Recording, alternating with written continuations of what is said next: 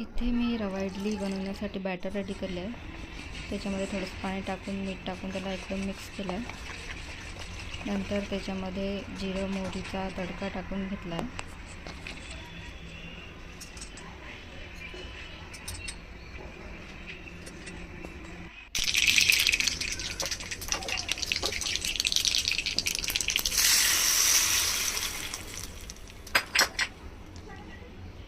नंतर एक मिक्स करायचं ते एकदम। नंतर एकीकडे इडलीचं पात्र गरम करायला ठेवायचं आणि इडलीच्या भांड्याला मस्त तेल लावून घ्यायचं।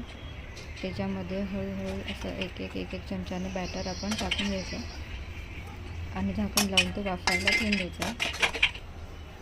तोपर्यंत आपण एकीकडे चटणीची तयारी करू शकतो। चटणीसाठी आपल्याला मिरची, कोथिंबीर, लसूण, अद्रक आणि हे लागणार आहे खोबरं।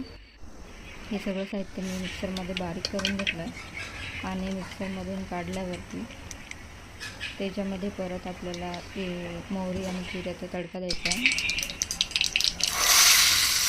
आणि अशा प्रकारे चटणी आपण केली तर ती खूप छान होते। आणि इकडे आपण बघू शकतो तोपर्यंत आपली इडली झालेली आहे मस्त अशी। मी एका ताटात ती काढून घेतली आणि आता आपण ते खाणार आहोत। थँक्यू।